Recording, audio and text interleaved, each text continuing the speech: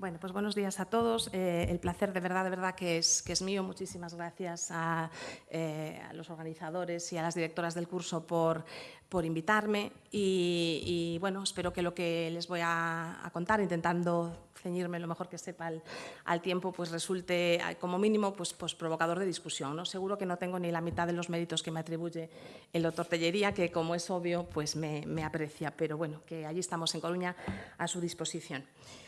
Y bueno, pues a mí me suele gustar más hacer preguntas, plantear retos, plantear preguntas que dar respuestas. A lo mejor es porque no las tengo, o al menos no para todo lo que quisiera. Y además porque yo creo que, o al menos es mi experiencia, que todos aprendemos más si se nos plantean las preguntas y nos obligan un poco a meditar por nosotros mismos, ¿no? Ofreciéndonos pues, la información y datos. En este caso, un poquito vamos a hablar de la parte genética, pues para entre todos pues pensar y muchas de las cosas sin duda las iremos respondiendo todos por el camino, ¿no?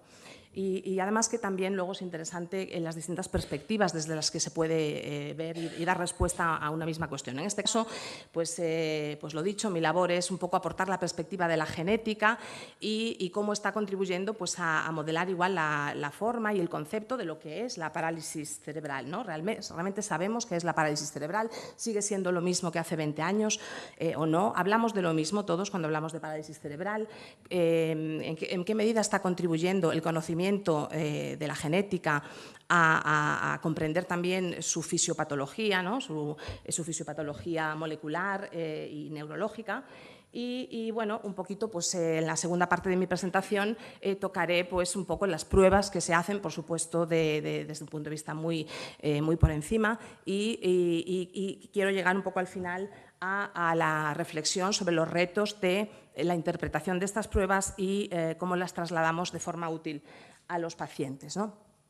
Entonces, bueno, pues como muy bien se acaba de referir la ponente anterior, pues el concepto de parálisis cerebral, seguimos utilizando todos, bueno, pues la definición propuesta en el año 2007 y todavía recientemente por consorcios y todos conceptuamos la parálisis cerebral como ese término paraguas, ¿no? Los términos paraguas realmente nos gustan muchísimo a los médicos, los usamos constantemente para referirnos a aquellas entidades que se parecen entre sí por un conjunto de manifestaciones, síntomas y signos, es decir, lo que llamamos un síndrome, ¿no? Que a veces es una palabra que suena fea, pero no quiere decir ni más ni menos que conjunto de manifestaciones clínicas y que a menudo pues, no responden a una sola causa específica, y esto es así en la parálisis cerebral, ¿no? Como saben ustedes perfectamente. Es un término en el que entendemos que debe haber siempre un trastorno motor, que en general es no progresivo, aunque puede modificarse con el tiempo, y todavía sigue siendo útil la clasificación en base a los signos motores predominantes, le podemos llamar más espástica, más atáxica, discinética si hay exceso de movimiento, aunque, como saben ustedes también, no necesariamente hay una correlación clara entre las características clínicas y la causa, ¿no? No hay una correlación automática y además se solapan mucho unas y otras, pero sigue habiendo una utilidad clara en la orientación del paciente, tanto en el diagnóstico como, por supuesto, en la orientación de su tratamiento. Por lo tanto, es una clasificación que todavía tiene su utilidad. ¿Vale? Y bueno, la pregunta queda entonces planteada. Y entonces vamos un poquito a la genética, ¿no? En los últimos años, cuáles son las pinceladas del panorama de las novedades en genética en la parálisis cerebral. Bueno, pues cada vez hay evidencias más claras, cada vez hay más estudios, cada vez hay más datos que apoyan el concepto de que hay alteraciones genéticas en un porcentaje nada despreciable de pacientes con parálisis cerebral. Estas alteraciones genéticas, a su vez, pueden ser de muchos tipos y para los no biólogos, sino genetistas, no necesariamente biomédicos en la audiencia, pues las dividimos grosso modo pues en las que afectan a los cromosomas y las que afectan a nivel más pequeñito a la molécula de ADN, ¿no? Cromosómicas y moleculares, digamos, por hacer un planteamiento pues, un poquito general de la cuestión. Y en cuanto a anomalías cromosómicas que se pueden ocultar bajo un diagnóstico de parálisis cerebral, hay muchas, no puedo por cuestión de tiempo ir citando una a una, pero bueno, simplemente algunos ejemplos, ¿no? El síndrome de Angelman, debido a una alteración en el cromosoma 15, es uno de los síndromes cromosómicos, es decir, hay una alteración en este cromosoma particular, una deleción del cromosoma, de un trozo del cromosoma 15 de la madre, o bien lo que llamamos una disomía uniparental del padre. Bien, es un síndrome bien conocido y siguen habiendo en la literatura casos de niños y niñas diagnosticadas y adultos de parálisis cerebral que eventualmente se vio que lo que tenían era un síndrome de Angelman. Y lo mismo sucede con otros síndromes como el de la deleción del cromosoma 4 y también otro síndrome de deleción del brazo corto del cromosoma 10. La mayoría de estos síndromes cromosómicos tienen una serie de características peculiares a través de las cuales los pediatras, los médicos, bueno, pues se orientan bien, ¿vale? Quiero decir que la mayoría de ellos, pues eventualmente acaban viéndose más temprano que tarde que aquí hay una anomalía cromosómica que buscar, pero no siempre las características del síndrome son bien definidas. Hay variabilidad, por supuesto, hay niños con el síndrome cromosómico determinado pues con las características más claras y otros pues unas características menos marcadas y por supuesto el gran reto pues, para los pediatras y para los genetistas en las fases iniciales, cuando en el recién nacido, un niño pequeño, los rasgos sindrómicos pueden no estar tan bien definidos, ¿no? Entonces, algunos niños diagnosticados de parálisis cerebral pues tienen este tipo de diagnósticos. Además de síndromes cromosómicos definidos, está otra cuestión que afecta a los cromosomas, que son las alteraciones de dosis. Por si alguno ha recibido algún informe y le suena la palabra por ahí, pues una palabra que pueden encontrarse es esta CNVs, variaciones del número de copias. ¿Qué es esto de las variaciones del número de copias? Bueno, pues es lo que se ve en el esquema. Nuestros cromosomas para determinadas regiones, ¿vale? Esto es un cromosoma cualquiera y una zona cualquiera, tienen a veces un número diferente de copias. Esa misma zona puede estar duplicada, triplicada o a veces, pues en vez de tener, ya saben que lo normal es tener 2 copias de cada cromosoma y de cada región, pues podemos tener una, es decir, una deleción, una duplicación, una triplicación, etc. Y muchas veces la mayoría de las veces, estas variaciones de número de copias son variaciones normales de nuestros cromosomas, pero a veces pueden estar asociadas a consecuencias clínicas.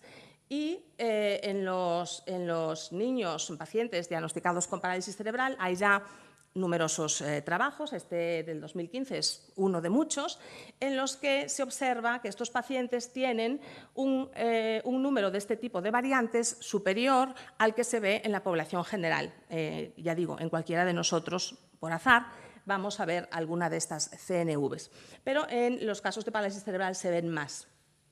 La mayoría de estas alteraciones de número de copias, bueno, por ejemplo, no se leerá desde la sala, pero bueno, tampoco tiene mucha importancia. Aquí hay, en este trabajo concreto, pues estos son los pacientes que tenían estas alteraciones y por aquí está señalado el cromosoma alterado. De hecho, uno de ellos, si consiguieran ustedes leerlo, verían que es el cromosoma 15, que por lo tanto este es uno de tantos pacientes que al final se reclasificó como síndrome de Angelman, ¿no? Pero bueno, los ejemplos concretos creo que carecen realmente de importancia ahora mismo. Y lo que decía es que este número, estas alteraciones que se ven la mayoría de las veces son de novo. Tocaremos esto de nuevo en otra diapositiva más adelante, pero esto quiere decir que no la tiene la alteración ni la mamá ni el papá. ¿Vale? Otro porcentaje de ellas son heredadas. Además, se ven en todo tipo de parálisis cerebral, tanto espásticas como atáxicas, distónicas, no se ven solo en un tipo determinado. Y por esa razón, la mayoría de los autores recomiendan que se haga este tipo de estudio en todo paciente con parálisis cerebral de etiología desconocida. ¿Vale? De etiología sin filiar, es decir, para que no se ha establecido bien la causa. Bien, como decía, alteraciones cromosómicas, síndromes bien definidos, variaciones de número de copias en algunos trozos de cromosomas y ahora vamos a las alteraciones moleculares, las que afectan a nivel puntual a la molécula de ADN. Bien, a estas les solemos llamar causas monogénicas porque afectan a un único gen. Y hay descritos al menos estos 3 genes, el GAD1, el CANC1 y la aducina 3, más recientemente genes en los que se han descrito mutaciones en casos de parálisis cerebral, en familias con parálisis cerebral. Yo aquí pongo esta gran reflexión y esta gran pregunta, quiero que lo tomen con extrema cautela y esto es uno de mis mensajes recurrentes, cautela. ¿Por qué? Pues porque aunque esto está así, si uno va a la literatura, encuentra, tengo un paciente con parálisis cerebral, tengo que mirarle estos 3 genes. Ojo, porque se han descrito en muy poquitos casos, ¿vale? El primero de ellos, en el año 99 y en el año 2004, solamente una familia de Pakistán, de 2 familias que tenían ligamiento al mismo cromosoma, es decir, que se creía que se estaba buscando una alteración al mismo cromosoma, solo una tenía esta mutación, y lo mismo se puede decir para las otras, ¿vale? En este caso es con parálisis cerebral atáxica, pero se han descrito en muy poquitos casos. Y en este caso particular de una familia de Jordania con mutación en la aducina, había pacientes con la mutación que no segregaban necesariamente y no se publicaron más casos. Entonces, estos genes están descritos como causantes de parálisis cerebral, pero como todo el conocimiento científico tendrá que consolidarse y tendrá que comprobarse efectivamente en más casos que está así. Mientras que esto no sea así, el análisis de estos genes hay que hacerlo en un contexto de cautela con cómo se va a interpretar lo que luego se encuentre. Además de esos 3 genes concretos que han sido asociados específicamente con parálisis cerebral, luego está el otro gran saco que realmente creo que es más importante, que es el de otras enfermedades monogénicas, mendelianas, causadas por alteraciones en un solo gen, que pueden simular una parálisis cerebral. Y digo simular, lo pongo aquí, las interrogantes son mías, porque esto es lo que yo considero que está a debate. Es decir, estas son enfermedades que están en distintos grupos. Tenemos el grupo de las paraparesias espásticas, que es un poco, y las ataxias, con las que nosotros trabajamos más. Por eso, digamos, nuestro camino se ha encontrado con el de la parálisis cerebral. El grupo de las distonías, epilepsias, leucodistrofias, enfermedades metabólicas, mitocondriales y enfermedades con distintos tipos de enfermedades con retrasos mentales, etc. Es decir, estos son una larga lista de enfermedades genéticas.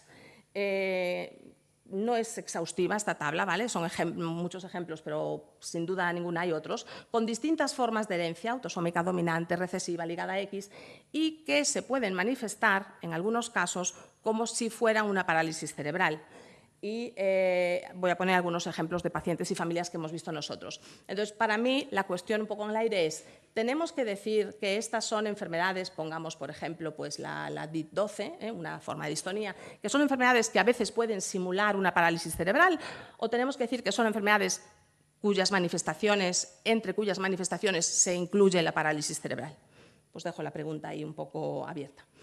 Bueno, pues ejemplos concretos de algunas de estas. Estos son de la literatura. Dentro de esa lista de enfermedades mendelianas monogénicas que se pueden confundir, que pueden dar lugar a manifestaciones que simulen una parálisis cerebral, se encuentran un subconjunto que llamamos las hipoplasias pontocerebelosas. Los nombres, el que no esté muy metido en el tema, los borráis enseguida de la mente. Que es un subgrupo de enfermedades neurogenéticas que afectan al desarrollo del cerebelo y sus conexiones, el cerebelo y el tronco cerebral.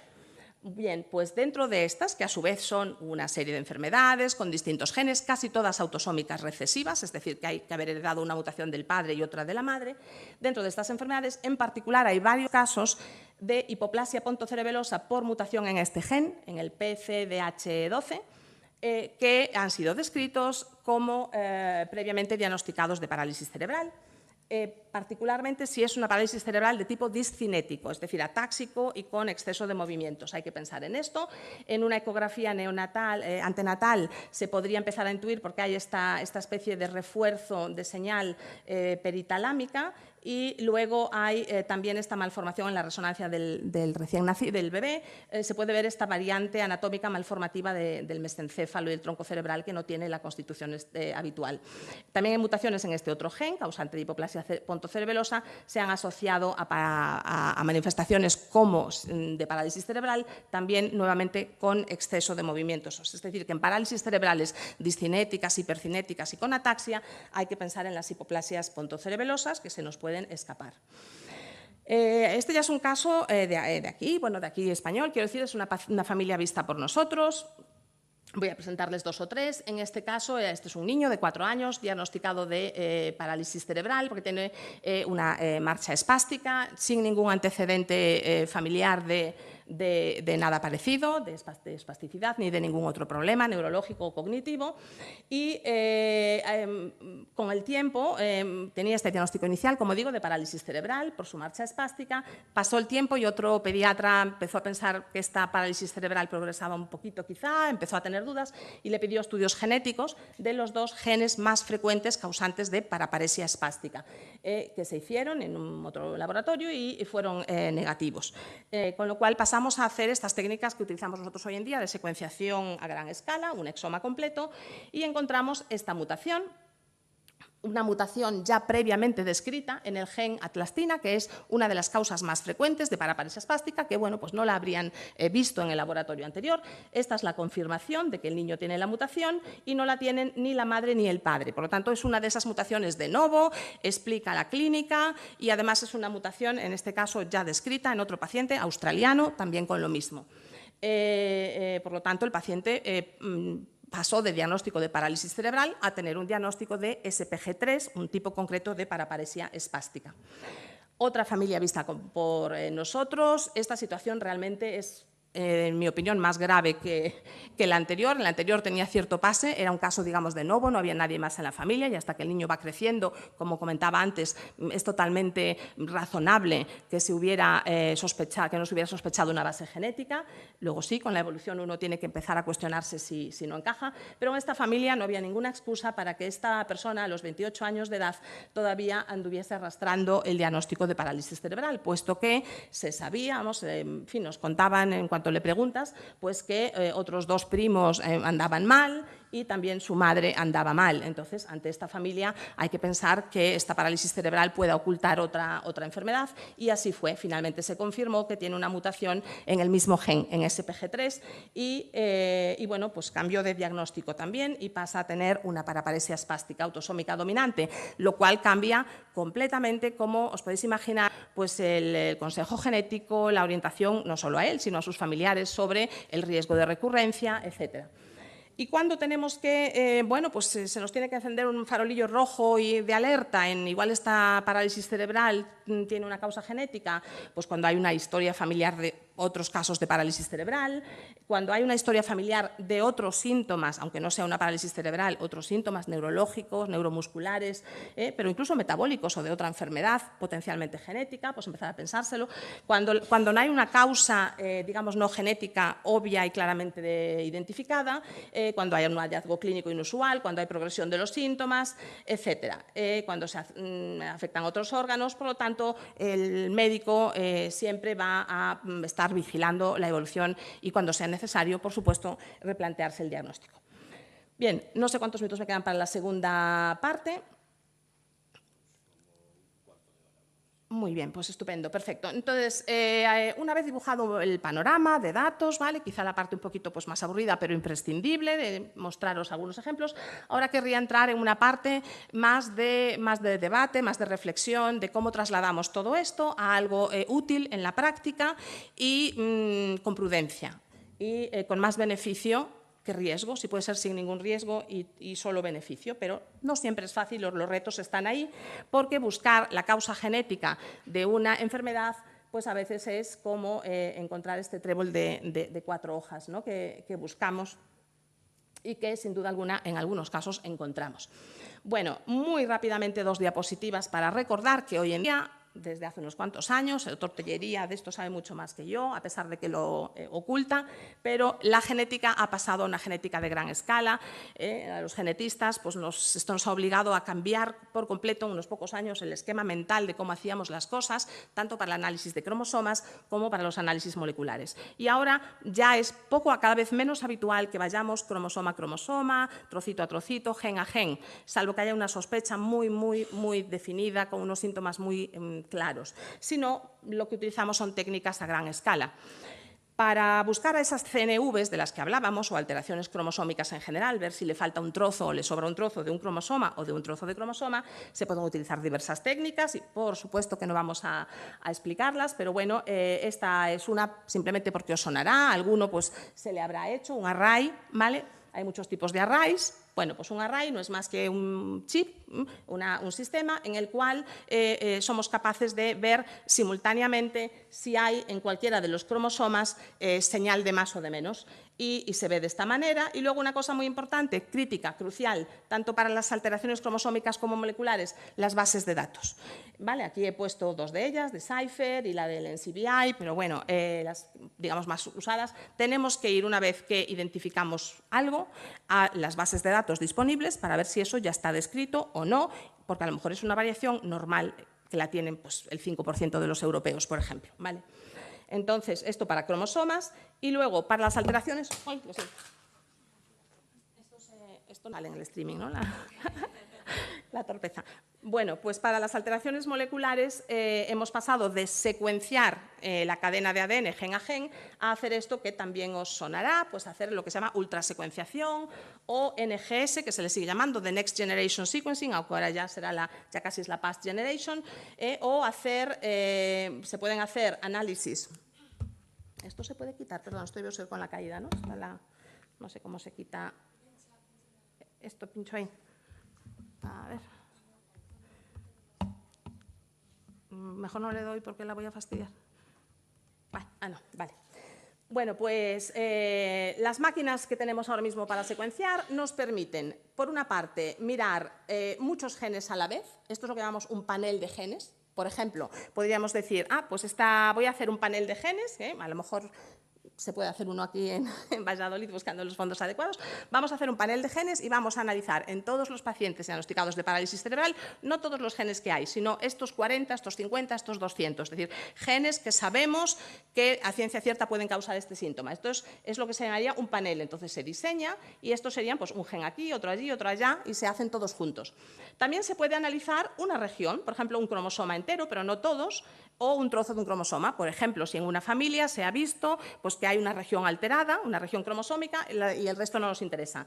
Pero ya cada vez más hacemos esto, que es mirar el exoma completo, esto de West en inglés, o el genoma completo. Ya lo miramos todo, ya para qué liarnos, ni un trozo de gen ni nada. Vamos a mirarlo todo porque acabamos antes. Entonces, cada vez más se va hacia esto, porque es más coste eficaz. Pero el inconveniente es luego interpretarlo.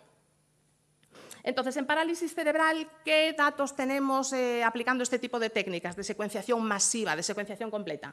Bueno, pues un ejemplo solo de muchísimos que hay en la literatura, un trabajo de los recientes, bueno, pues analizando pacientes con el diagnóstico de parálisis cerebral, haciéndole este análisis que comenté del exoma completo, encontraban, y en esta tabla hay, bueno, pues unos cuantos casos con mutaciones en genes ya conocidos, es decir, que les pasó como a las familias que yo conté antes, cambiaron de diagnóstico. Vale, pues unos cuantos casos que hay aquí. Y estos son casos con mutaciones en genes candidatos, es decir, estos digamos, son genes que todavía no estaba demostrada la asociación con la enfermedad. Entonces, los autores dicen, la secuenciación del genoma o del exoma completo indica que en la parálisis cerebral hay heterogeneidad genética.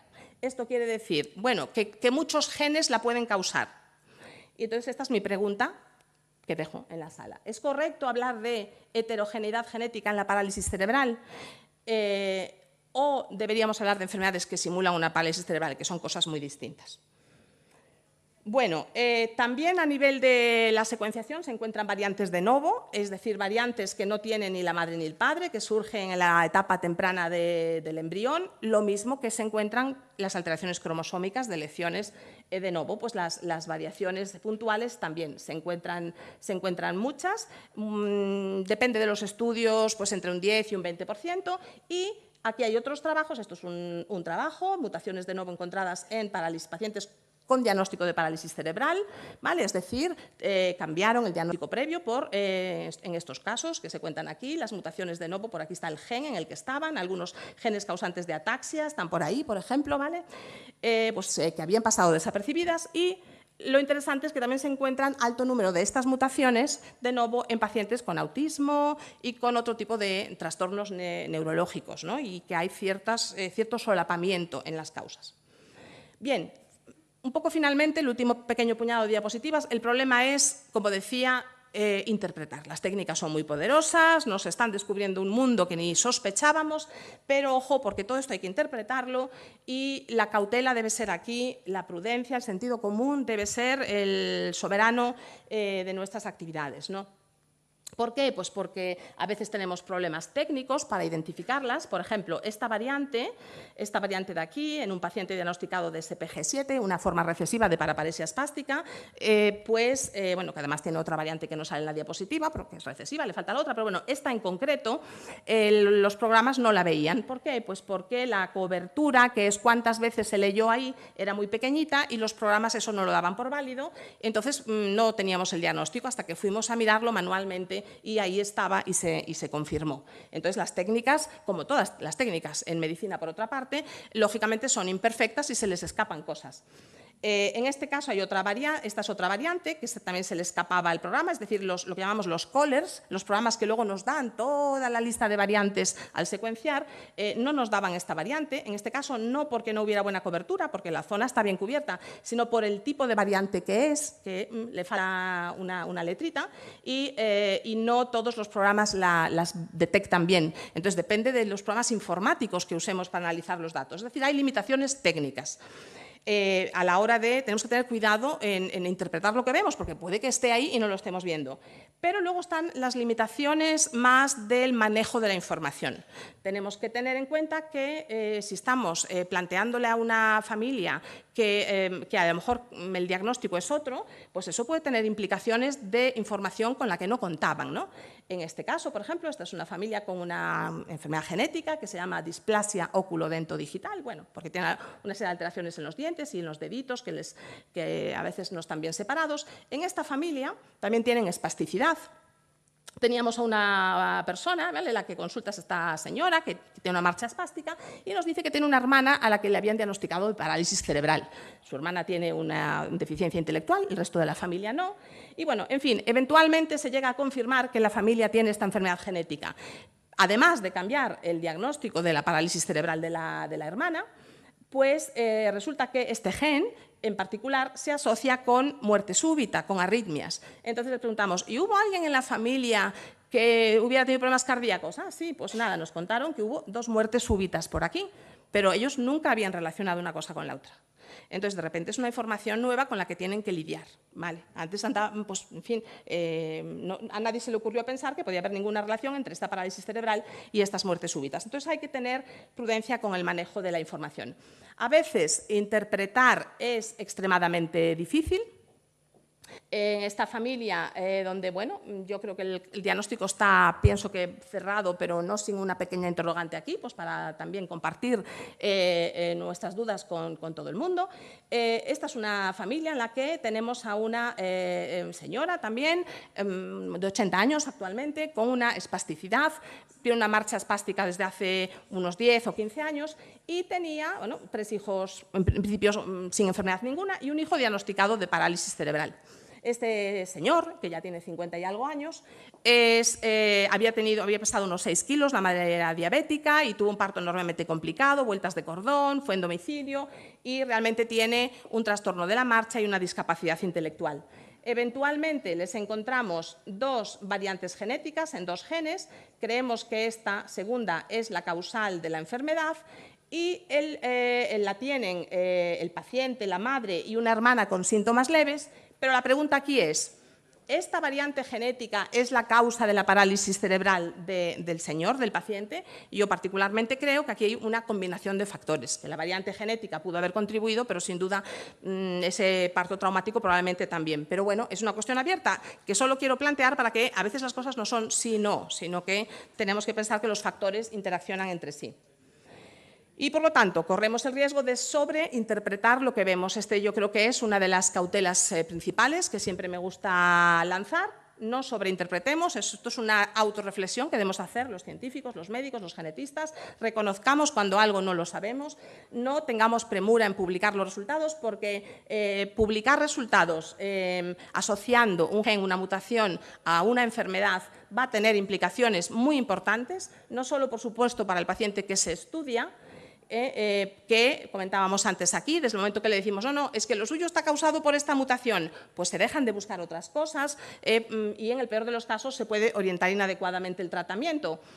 Pero además, bueno, hay una cosa que yo he percibido de forma curiosa, luego igual lo podemos discutir con la psicóloga, ¿no? Pero para mí es un tema, la implicación emocional que uno toma con, por ejemplo, con el circuito de información. Aquí están ustedes participando en una federación y si de repente alguien les dice, es que lo suyo es una SPG3, pues dirán, ¿y me tengo que cambiar de asociación? A mí me hacen esa pregunta en los pacientes con paraparesia cuando les decimos, es que es una leucodistrofia, ¿me tengo que cambiar de asociación? Porque ya están emocionalmente implicados con el circuito, ¿no? Entonces, tenemos que tener en cuenta todas esas cosas y los científicos nos ponemos muy contentos cuando vemos cosas, pero tenemos que tener una reflexión sobre las implicaciones de lo que afirmamos, sobre todo si lo afirmamos en público. En privado también, pero en público todavía se multiplican las posibles consecuencias. Quiero decir, si lo publicamos, esto puede tener impacto en otros pacientes a los que se les hagan también diagnósticos equivocados. Y tendría muchos ejemplos de eso, pero no voy a pararme y simplemente que, claro, con todas estas máquinas de buscar genes, pues la velocidad a la que publicamos cada vez es más grande. Por eso el asesoramiento genético es crucial. Y yo creo que todos aquí, bueno, pues saben un poco a qué me refiero. El asesoramiento genético es esa consulta, es ese lugar y tiempo con el profesional en el que tenemos ocasión de ser informados de si se van a hacer análisis genéticos o no, si son pertinentes o no, qué análisis se van a hacer, qué posibles beneficios podemos tener, qué posibles dificultades de interpretación podemos tener y saber, al final, en definitiva, tener la información para tomar la decisión idónea con respecto a los análisis. La aproximación, sin duda, tiene que ser muy distinta si estamos en un caso de un niño, donde a lo mejor esa pareja todavía tiene intenciones reproductivas, frente a si es un adulto al que a lo mejor le cambiamos el diagnóstico que había arrastrado toda su vida. Son consideraciones de utilidad y de posibles implicaciones completamente distintas. Y bueno, pues también comentábamos antes de empezar la sesión en la mesa, este es un tema que vamos, encantada de que entre más a debate, porque yo creo que es importante, es las implicaciones que tiene, no solo médicas, por supuesto, sino legales incluso el cambiar de diagnóstico, pues porque a esa persona pues a lo mejor hay una cierta etiqueta, un cierto código administrativo para la parálisis cerebral con una serie de prestaciones que no es el mismo que para una leucodistrofia o una ataxia u otro tipo de enfermedad. Por no hablar de las implicaciones médico-legales desde el punto de vista del profesional, el sentimiento de culpabilidad. Si tanto los médicos que atendieron el parto como la propia familia pues, lo atribuían a un problema de parto, en fin, problemático, lento, lo que sea, y no lo era, pues bueno, hay unas implicaciones obvias legales. Y ojo, que también aplicaría lo contrario. Yo creo, y esto es una opinión ya un poco personal, que en algunos países, donde hay muchos litigios, pues en Estados Unidos, a veces hay este exceso de análisis genéticos, aparece una variante genética que realmente no saben lo que es, y dicen, no era un problema durante el parto, es una alteración cromosómica, y ya el médico, el centro y demás queda, pues, digamos, desprovisto de ninguna responsabilidad, ¿no? Entonces, en las dos direcciones. Y, por lo tanto, y concluyo, el término parálisis cerebral no representa una entidad nosológica en el sentido de una enfermedad con una causa única y determinada, sino un diagnóstico sindrómico, como ya se ha explicado perfectamente antes. Y prudencia, no sé si debe ser usado el término todavía o no, creo que es algo que hay que debatir. Entre otras cosas, implicaría el cambio del nombre de la federación. Pero, en cualquier caso, si se sigue utilizando, mi reflexión es que sepamos con qué connotación lo usamos, porque yo el problema principal que le veo es que para los que están fuera del círculo habitual, que no son los que están en esta sala, el término parálisis cerebral se percibe como un caso cerrado de causa no genética, es una parálisis cerebral. Entonces, los términos significan cosas y hacen que una cuestión, también una cuestión médica, sea clasificada en un determinado lugar, lo cual puede ser bueno o no. Es importante saber que hay causas genéticas en la parálisis cerebral, que hay enfermedades genéticas tanto cromosómicas como moleculares que pueden presentarse simulando una parálisis cerebral o como una parálisis cerebral. Insisto, aquí también sería debatible lo que dije antes, si es que la simulan o si tenemos que decir que a veces la SPG3 da lugar a una parálisis cerebral. El diagnóstico etiológico tiene implicaciones médicas y legales, por lo tanto, tenemos, además de, lógicamente, las implicaciones más importantes, que son las médicas, y si tiene implicaciones para el tratamiento, pronóstico, seguimiento, pero además también legales y emocionales. Hay que considerar análisis genómicos, análisis a gran escala, tanto de dosis como secuenciación, en toda parálisis cerebral sin causa identificada. Yo lo subrayo por si acaso esto todavía me resulta tan obvio que bueno, pero creo que no necesariamente lo están todos los círculos. Pues si no sabemos la causa, pues habrá que buscarla. Y la verificación cierta de la causalidad de las variantes que identifiquemos, tenemos que tener muy presente que no es sencilla, pero no hay problemas. Siempre que sepamos manejar esa incertidumbre, siempre que tengamos constancia, nos lo hayan explicado bien, pues no hay ningún problema. La incertidumbre la hay en cualquier prueba médica, en todas. ¿Vale? La genética en ese sentido a veces se le da un manejo excepcional, distinto de otras pruebas médicas. Simplemente hay que manejar correctamente la incertidumbre. Y cuidado con el infradiagnóstico, con algo diagnosticado de parálisis cerebral por problema en el parto, que realmente es algo genético, porque luego tenemos casos que se repiten en un hermano, pero también con el sobrediagnóstico.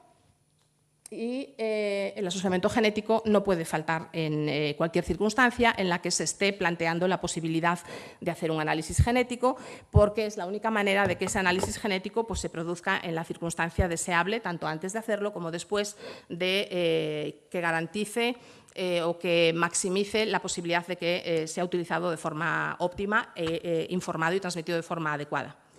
Y bueno, esto es todo. No sé si me he pasado un poquito, ¿no? ¿Cómo vamos de tiempo? Estábamos pendientes de las autoridades, ¿no?, para inaugurar el acto. Ya me diréis. Gracias.